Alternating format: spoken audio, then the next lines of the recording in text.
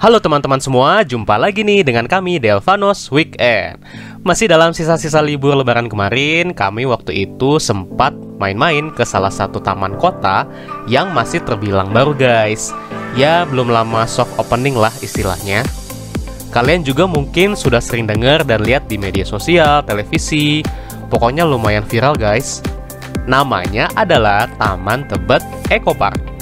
Tapi, di video kali ini kami membawakannya agak sedikit beda dari video kami sebelumnya nih.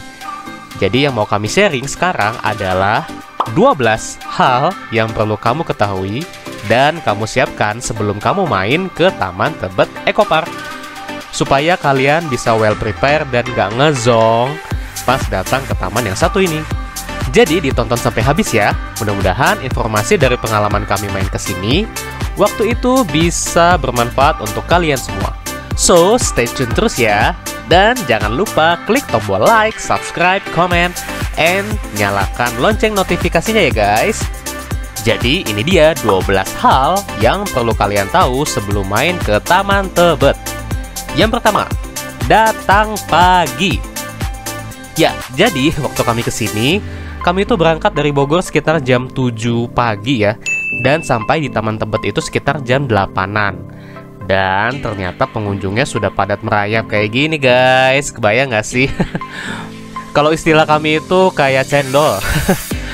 Jadi kami sarankan buat teman-teman yang betul-betul ingin menikmati suasana taman yang sejuk, udara yang bersih, bisa enjoy and feeling taman publik, atau misalnya olahraga yang niat kayak jogging, jalan pagi. Nah itu lebih baik kalian datang sepagi-paginya ya. Info dari petugas di sini, Taman Tebet itu beroperasi mulai dari jam 6 pagi dan tutup pada jam 8 malam guys. Nah, jadi saran kami kalau bisa datang jam 6 pagi itu pasti kalian bisa maksimal banget deh menikmati berbagai fasilitas di sini. Yang kedua, tempat parkir. Nah, ini adalah hal yang sangat penting guys, terutama buat kalian yang mau datang bareng keluarga seperti saya. Jadi di Taman Tebet Eco Park ini sebetulnya ada satu area parkir kendaraan yang memang dedicate atau disediakan sebagai fasilitas resmi Taman Tebet. Seperti ini guys area parkirnya. Tapi, mengingat animo masyarakat yang sangat positif, antusias, tentu saja kapasitas parkir resmi ini tidak cukup menampung semua orang yang datang ke Taman Tebet ini guys. Dan ini juga relate nih sama poin pertama yang kami sebutkan sebelumnya. Semakin kalian datang pagi, ya semakin besar juga kan kesempatan kalian dapat parkir di sini. Sebagai tambahan info juga, sebetulnya di sekeliling Taman Tebet ini banyak juga mobil-mobil yang parkir di badan jalan raya ataupun di resto or cafe yang dekat-dekat Taman Tebet, seperti kami waktu itu. Tapi ya resikonya jalan ke Taman Tebetnya agak jauh, dan itu kan dikelola sama oknum luar kan ya. Jadi ya agak was-was aja kalau mobil atau motor kita dijaga sama pihak luar. Yang ketiga, pintu atau akses masuk. Jadi teman-teman perlu tahu dulu nih, apalagi yang nggak familiar sama daerah Tebet. Pintu masuk Taman Tebet itu waktu kami main kesini itu ada 3 guys. Yang pertama adalah pintu timur, kayak gini penampakannya. Waktu kami datang, kami masuk dari pintu timur guys. Yang kedua, pintu barat. Atau mungkin ini kali ya pintu utamanya. Karena dari penampakannya itu kayak lebih bagus, lebih luas, kelihatan lebih proper aja sih disebut sebagai pintu masuk. Dan ada area drop off-nya juga. Dan yang ketiga adalah pintu barat yang kedua. Seperti ini kondisinya guys. Dan dari ketiga pintu masuk itu semuanya letaknya berjauh-jauhan ya guys ya. Jadi jangan ngebayangin keluar masuk dengan mudah dan cepet, karena satu pintu dan pintu yang lainnya itu berjauhan. Yang keempat, tiket masuk gratis. Nah, pasti kalian bertanya-tanya nih, Taman Tebet ada tiketnya nggak sih? Jawabannya adalah gratis guys. Sampai saat video ini kami buat ya. Maka dari itu, karena masih gratis, yuk ajak keluarga ke sini menikmati taman publik sekaligus bisa mengedukasi anak-anak juga loh. Kelima, belum selesai pembangunan. faktanya guys, waktu saya sempat ngobrol sama salah satu petugas di sini, jadi Taman Tebet itu ternyata masih dalam progres pembangunan. Jadi kami salah kira tuh, kami pikir udah selesai dan sudah beroperasi full gitu. Jadi jangan kaget kalau kalian kesini, pagar pembatas Taman Tebet dan jalan raya itu tuh masih berupa hoarding atau seng putih seperti ini guys. Ya layaknya kalau ada proyek-proyek gitu ya, pakai pagar seng. Jadi memang waktu itu Pemprov sengaja mau buka Taman Tebet untuk umum karena ngejar momen libur lebaran guys. So mungkin aja dalam waktu dekat pengerjaannya akan diteruskan kembali nih. Gitu guys ceritanya. Keenam, sungainya masih bau. Nah, info lagi nih guys. Jadi sebelum saya masuk ke dalam, ngobrol juga sama petugas di sini, kata beliau ada sungai di dalam yang kondisinya kadang-kadang membawa bau yang tidak sedap. Sungainya kayak gini guys. Ini tuh by the way sungai existing ya. Dan waktu itu kata beliau juga sempat dikasih obat sama kontraktornya. Dan sempat hilang juga sih baunya, tapi nggak bertahan lama. Dan waktu kami kesini, memang betul sih, baunya sempat tercium kalau melalui sungai ini. Ya, walaupun nggak setiap saat, tapi lumayan mengganggu juga sih. 7. Fasilitas lengkap. Sebagai taman publik di kota besar yang kekinian, tentu saja fasilitas yang ada di dalam Taman Tebet Eco Park ini lengkap loh guys. Di antaranya ada fasilitas umum seperti toilet, musola, bench atau tempat duduk, water tap atau keran air di setiap sudut jalan, tempat sampah, lampu penerangan yang terintegrasi dengan speaker. Lalu ada beberapa program ruang Taman Tebet seperti thematic garden, community garden, wetland boardwalk, dan yang ikonik nih ada Infinity Link Bridge. Dan yang terfavorit menurut kami ada Children Playground. 8. Bawa air minum dan bekal sebanyak-banyaknya. Nah ini dia guys, hal yang tidak kami prediksi sebelumnya. Jadi kami kesini itu ya kami pikir ada kios-kios yang menjual berbagai cemilan dan minuman lah ya. Ternyata nggak ada guys.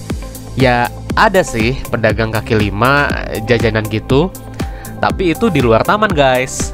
Dan balik lagi, kan pintu keluarnya jauh-jauh.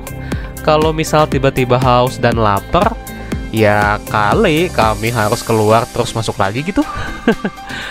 Jadi saran kami, karena lumayan capek berjalan sepanjang Taman Tebet Eco Park ini, lebih baik bawa air putih sebanyak-banyaknya ya guys. Dan sekalian juga cemilan-cemilan, supaya bocil-bocil itu pada nggak rewel. Tapi jangan buang sampah sembarangan ya. 9. Didesain oleh konsultan landscape luar negeri. For your information guys, jadi Taman Tebet Eco Park ini didesain atau dirancang oleh konsultan arsitek landscape atau landscape dalam bahasa Indonesia yang bernama Siura Studio. Siura ini kantornya ada di Singapura guys. Teman-teman bisa lihat sendiri ya di webnya. Jadi nggak perlu diragukan lagi nih kualitasnya. Setidaknya Pemprov DKI sudah melakukan pendekatan yang benar kalau membangun sesuatu seperti ruang publik yang berbasis ekologi, alam, lingkungan. Mereka bekerja sama dengan ahli yang tepat, yaitu arsitek lanskap. Berhubung nih, saya pun berprofesi sebagai arsitek lanskap di salah satu firma di Jakarta. Jadi, ketika saya kesini, memang terlihat bedanya guys. Taman yang didesain ala kadarnya dengan taman yang didesain dengan konsep yang baik, pendekatan yang sesuai dengan teori dan ilmu yang benar, lalu proses pembangunan yang terkoordinasi dengan baik antara Pemprov, konsultan, maupun kontraktor. Begitu guys. Jadi Taman Tebet ini nggak dibangun asal-asalan ya guys ya. Semua itu ada basicnya, ada reasonnya, ada teorinya, dan juga ada ilmunya loh. 10. Dihubungkan oleh Infinity Link Bridge. Taman Tebet Eco Park itu terbagi jadi dua area utama guys, taman sisi utara dan taman sisi selatan. Nah, kedua taman ini tidak serta-merta kita bisa selalu lalu lalang dan terkoneksi secara frontal gitu ya. Dan ada pagarnya serta dipisahkan oleh jalan raya. Makanya kalau kalian mau berpindah dari taman sisi utara ke taman selatan atau sebaliknya, harus menggunakan jembatan penghubung yang namanya Infinity Link Bridge. Gimana? Keren kan guys? Kayak di luar negeri gitu deh. 11. Ramah bagi penyandang disabilitas. Ini adalah hal yang dari dulu saya sangat concern sekali teman-teman. Karena Taman Tebet tidak dibuat asal-asalan dan didesain oleh konsultan yang ternama. Jadi tentu saja Taman Tebet ini sangat aksesibel untuk semua kalangan, termasuk teman-teman kita penyandang disabilitas. Contohnya seperti link bridge yang tadi. Itu bentuknya bukan kayak JPO biasa ya guys ya. Bentuknya itu rem. Jadi pengguna kursi roda, baby stroller, ataupun orang tua yang sudah sepuh masih bisa nyaman untuk melaluinya. Dan rasio remnya pun sudah sesuai standar guys. Nggak asal-asalan buat rem, jadi pas kita jalan pun nggak capek. Dan yang terakhir, 12, tetap patuhi protokol kesehatan. Walaupun Pak Presiden sudah bilang kalau boleh lepas masker di ruang terbuka, tetap saja saran kami tetap dipakai ya. Dan jangan lupa juga bawa hand sanitizer sendiri, tisu basah dan kering sendiri, pakai sepatu dan outfit yang nyaman. Pokoknya kalian harus well prepare deh. Contoh nih, waktu di playground, padat merayap gini. Kalau saya sih masih cenderung khawatir ya. Terlebih anak kami itu ada 3, satu masih bayi. Jadi lebih baik selalu waspada dan hati-hati ya guys ya. Jangan kendor.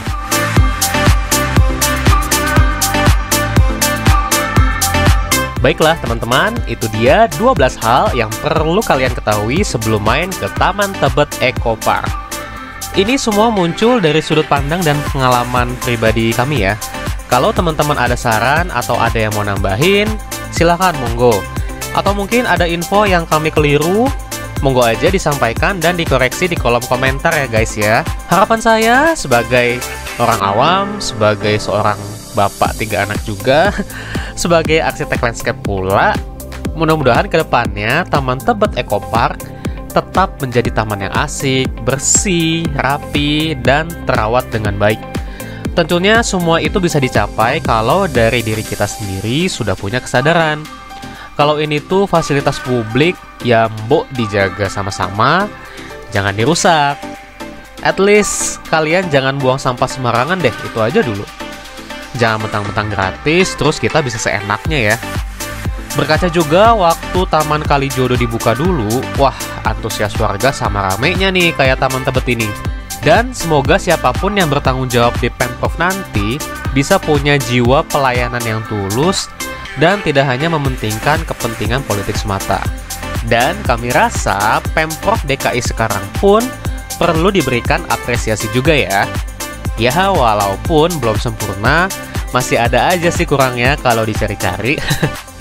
Tapi setidaknya pendekatan yang mereka lakukan itu sudah di jalur yang benar guys. Oke, sampai jumpa lagi di video kami berikutnya ya. Semoga bermanfaat.